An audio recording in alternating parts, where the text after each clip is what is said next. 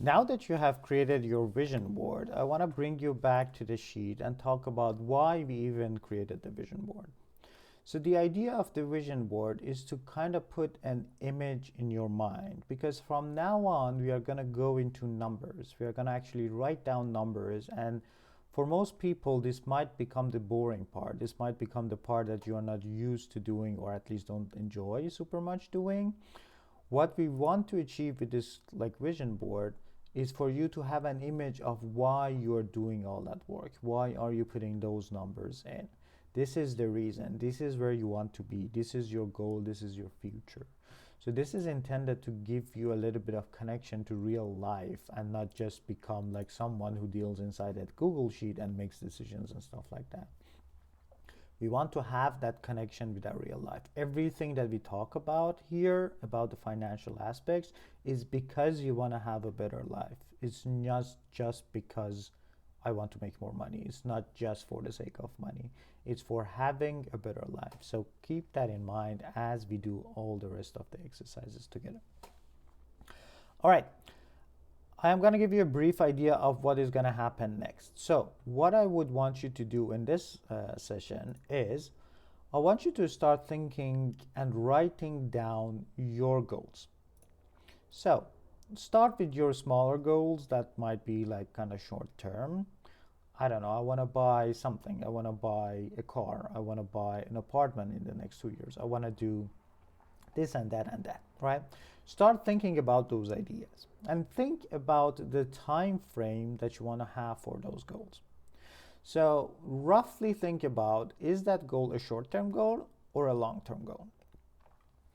And how would you distinguish between a short-term goal and a long-term goal? Roughly speaking, what we are considering here is that if you have a goal that is less than 5 years, then it's a short-term goal. More than 5 years, it's going to be a long-term goal. So for now, you can just keep that very, very simple framework in mind. The reason we have that 5 years is because of everything that we talked about in the first session about index funds and how buying the whole market is going to be less risky the longer period of time that you stay in the market. So that is the goal. So anything below the 5-year mark, it might be a little bit too risky for us to go into the market and investing. So we probably want to start saving, like simply saving for those goals. Anything higher than 5 years, we can actually start using investing as a vehicle to get us there, to get to those numbers. And you're going to see why that becomes super important in a minute. And then I want you to actually calculate the amount of money that is required for that goal. How would you go about calculating? If you have a goal that is very, very clear, like I want to buy this thing, I want to buy, I don't know, a MacBook Pro, the amount is pretty clear, right? So I need this much of money for that. Just put it down if you already know. For things that you might not exactly know, we have a few calculators at the bottom. We have a calculator for purchasing a property, an apartment or a house. We have one for a car, and we have one for retirement. And all of them are very, very important. One of them is more important than the others. I'm going to talk about it. So in general, the way to use the calculators are, if there is a cell that has a white background, it means that you can enter an input into it, your own input. Everything else that has a different background color means that it will be auto-calculated for you, so that you don't need to touch those. Let's start from the top. Looking at the property calculator, if you want to buy a property, just enter the amount that that property is worth right now, right? So if I want to buy an apartment for 3 million kroner, for example, enter that amount here. It's going to calculate what is the minimum down payment that you can put towards this, which is 15%. And then you can say, okay, do I want to put anything on top of that initial down payment as well? Do I want to put more cash into it in the beginning? Or do I rather like put this at 0 and just do the basic 15%? And when you do these two things, then you're going to see the amount of loan that you need to get from a bank. You're going to see a loan duration that we are fixing at 30 years now. That's like another topic that we are going to talk about later, but a 30-year is a good middle ground. And it's good to think about a 30-year mortgage. If you need to go longer than 30 years, then you need to kind of reconsider, does it even make sense for me to get this loan? And then we are giving you a rough estimation of how much your first month's payment's gonna be if you get this loan. So this includes the amortization of the loan that you have, so the amount that you would actually pay back, which is part of your principal. So you're gonna pay that down. It also includes the additional interest that you would pay on a monthly basis back to the bank. The calculation is done with a 2.98%, and that is like a rough calculation right now. So you can change that if you need and like to have a different calculation. So once you do all of these things, then the last column here will give you the amount of cash that you would need at the beginning of buying your apartment or house.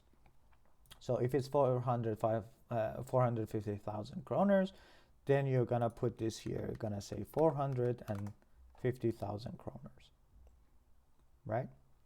And then you're gonna think about what timeline that you wanna achieve that goal.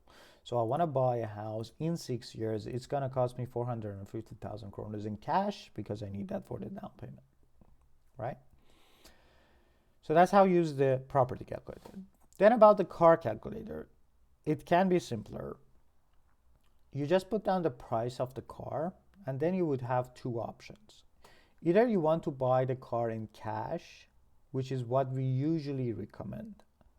So if you can buy a car in cash, that's definitely the best option. So as you remember from our first conversations and session, car is a huge depreciating asset. Like it's a liability. It's gonna lose its value super fast. So when we talk about buying a car, we usually mean a second-hand car, and we usually mean if we can buy it in cash and keep it for longer terms, that would make the most sense.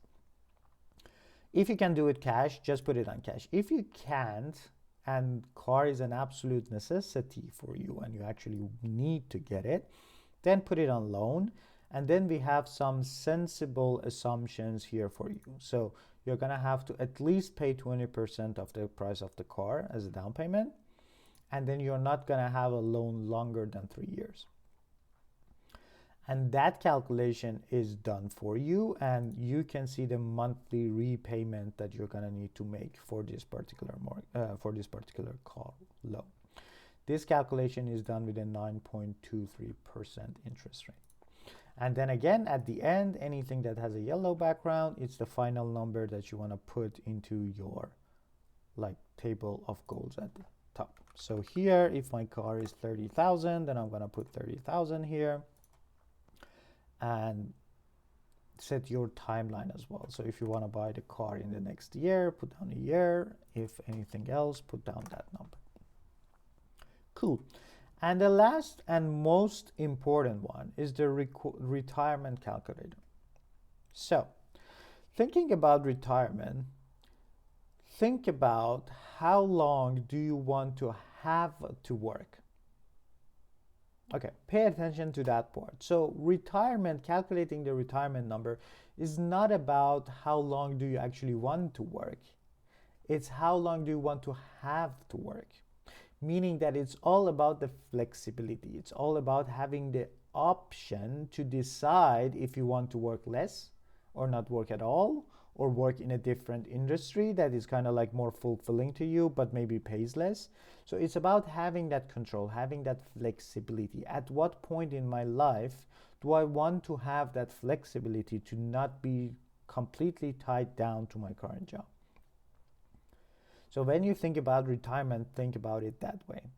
So for example, I might say that, okay, I am 35 years old, and in 20 years, when I'm 55, I want to have the option to stop working, or at least downgrade from a job that may be too stressful, or I don't enjoy it anymore as much, and go into something that I actually like, but maybe pays less, right? So think about it that way. From that perspective, you have three inputs. What is your current age? How long are you gonna work until you actually want to have that flexibility to be able to retire if you want to? And then the most important one is, how much do you think you're gonna need after you retire or after you reach that point? So all the calculations done here are inflation adjusted. So think about it in today's perspective. So think about today. If I want to have a life that is comfortable for me. How much money net after tax do I need to have to feel comfortable? Put that number here. So this is very much correlated to what your current costs are as well, which we are going to talk about in the next session. Know your numbers. So if you are today comfortable with 20,000 kroner, put that down. If it's 30,000 kroner, if whatever that is, put that number in. Consider that this is an average cost of a whole year divided by 12, which is a monthly cost, right? So if, for example, you want to have 2 vacations per year, calculate roughly what that means and divide it by 12 and add that to your monthly expenses. So maybe your basic monthly expenses are 20,000 kroner, for example, but you want to have like 2 travels, 2 like vacations over the year, and that's going to add another like 5,000 on average per month for you. So think about those things and put down a number here. And based on this number, you're actually gonna get actual amount of principal that you're gonna need to be able to retire. The way this number is calculated is based on something that in the personal finance world is known as the 4% rule. The idea behind the 4% rule is if the amount of money that you have invested in the market, right? If 4% of that amount is able to cover your annual expenses, your 1 year of expenses, then you can theoretically live throughout your whole life with that amount. Okay, let's break that down and understand why. So if you remember, we said that from a broad index fund, we expect about 8% roughly, like a little bit less, a little bit more, but roughly over the past like 40 years, we have seen like 8% after inflation, adjusted for inflation, we are expecting 8% return. So the 4% rule is essentially there to protect you against any fluctuations that would happen in the market. So if your money is returning 8% for you and you're just getting 4% out of that money every year, then it means your actual money, your principal money is never gonna decrease in that market when it's under investment.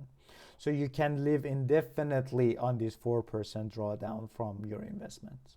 So that's where this rule comes from. It's quite a conservative rule to kind of say, if you expect this amount of return from the market and you spend less than that, then you can live on that money forever.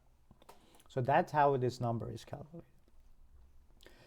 And that is it. So this is the part that you need to start filling this sheet.